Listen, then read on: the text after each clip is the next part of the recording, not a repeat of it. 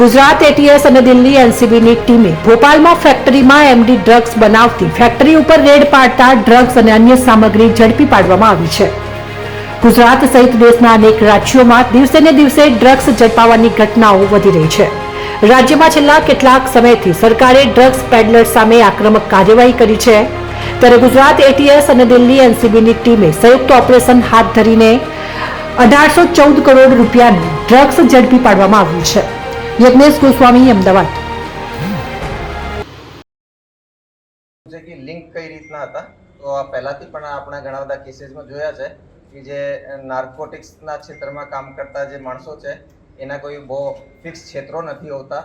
આ ઇન્ટરનેશનલ માર્કેટથી પણ સ્મગલિંગ કરતા હોય, દેશના એક કોણામાં એનો પ્રોડક્શન કરીને બીજી જગ્યાઓ વેચવાનું કામ કરતા હોય છે. તો ગુજરાત એટીએસ આ મામલે જેટલા પણ એ ફિલ્ડમાં કામ કરતા આરોપીઓ છે એ બધા ઉપર વોચ રાખે છે. અને આ જ વોચ દરમિયાન અમારા એટીએસના ડીવાયએસપી શ્રી એસ.એલ. ચૌધરી સાહેબને એક બાતમી મળી હતી કે બે આરોપીઓ છે, એક ભોપાલમાં રહેતા અમિત ચતુર્વેદી અને નાસિક મહારાષ્ટ્રમાં રહેતા સનિયાલ બાને, એ બંને મળીને ભોપાલમાં કોઈક જગ્યા ઉપર એમડીનો એક પ્લાન્ટ બનાવેલ છે અને એ પ્લાન્ટથી એ લોકો એમડીનો પ્રોડક્શન કરી રહ્યા છે. એ બાતમીના આધારે અમારા વાયરલેસ સબ ઇન્સ્પેક્ટર રવિ વઢવાણાએ એને વધારે ડેવલપ કર્યા. અમે એના ઉપર હ્યુમન અને ટેકનિકલ સર્વેલન્સ રાખેલો અને પછી માહિતી એકદમ ચોક્કસપણે સાચી લાગતા અમારી એક ટીમ બનાવવામાં આવી, જે ટીમને લીડ ડીવાયએસપી એસ.એલ. ચૌધરી સાહેબે કર્યા. સાથે સાથે inspector Brajesh Patel, sub inspector Diptesh Chaudhari, inspector Manish Patel, sub inspector Ajay Chaudhari, એ બધાની ટીમ અને બીજી અમારી કોન્સ્ટેબલની ટીમ જોડાઈ. આ જે ઇન્ફોર્મેશન છે એને અમે દિલ્હી ખાતે એનસીબીના હેડક્વાર્ટરમાં જે ઓપરેશનલ ટીમ છે એનસીબી ઓપ્સ દિલ્હી, એને એ બાબતમાં જાણ કરી. એ લોકોના પણ અધિકારીઓ અમારી સાથે જોડાયા અને આ જે એક સંયુક્ત ટીમ હતી આ કાલે જે ભોપાલની નજીકમાં આવતા એક બગરોડા એમપીઆઈડીસીમાં એક ઇન્ડસ્ટ્રીયલ સ્ટેટમાં એક શેડ ઉપર રેડ કરી.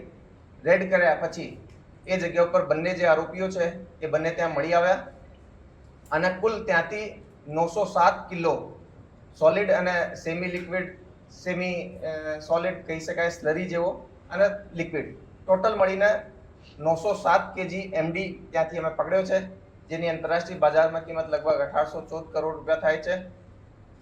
એ બંને આરોપીઓની જ્યારે પૂછપરછ કરવામાં આવી તો આ જે સનિયાલ બાને છે એ 2017માં 1 કિલો એમડીના કેસમાં પહેલા પણ પકડાવેલો આરોપી છે અને એમાં એના 5 વર્ષ એ જેલમાં કાઢ્યો છે. નીકળ્યા પછી જેલમાંથી એ લાસ્ટ 6-7 મહિનાથી બંને મળીને એ જે શેડ છે એ ભાડે રાખ્યો હતો. શેડમાં એ લોકોએ બહુ જ ઉન્નત આધુનિક મશીનરી ત્યાં મૂકી છે અને અમે એટીએસમાં રહેતા જે ઘણા બધા એમડીની ફેક્ટરીના કેસીસ કર્યા છે તો આ જે ફેક્ટરી છે આ સૌથી મોડર્ન, સૌથી વધારે કેપેસિટી ધરાવતી આજ સુધીની જેટલી પણ પકડી છે એમાંથી એવી આ ફેક્ટરી હતી. આ લગભગ 2500 વારમાં એકદમ જે રીતનો ઇન્ડસ્ટ્રીયલ શેડ બને છે મેન્યુફેક્ચરિંગ માટે વ્યવસ્થિત શેડ હતો. એની જે ફેક્ટરી જે લગાવી હતી એ લોકો જે રો મટીરિયલ ખરાબ ના થાય એના માટે નાની નાની ક્વોન્ટિટીમાં એના સ્લોટ્સ બનાવીને પછી એમડીનો પ્રોડક્શન કરતા હતા. પર આ ફેક્ટરીનો ડેલી મિનિમમ 25 કિલો જેટલો પ્રોડક્શન કરી શકે, એમડી બનાવી શકે, આ રીતની કેપેસિટી ધરાવતી આ ફેક્ટરી હતી. તો આ ગુજરાત એટીએસ અને એનસીબી ઓપરેશન્સ દિલ્હી યુનિટના સંયુક્ત ઓપરેશનમાં આ બંને આરોપીઓને 907 કિલો એમડી સાથે પકડી પાડેલ છે. આ સિવાય પણ એ ફેક્ટરીમાં લગભગ 5000 કિલો બીજા રો મટીરિયલ જેનાથી કે એમડીનો જ પ્રોડક્શન થાય છે એ પણ ત્યાંથી મળી આવેલ છે. એ સિવાયને બધી જે મશીનરી છે, સાધન સામગ્રી છે એ પણ ત્યાંથી સીઝ કરવામાં આવેલી છે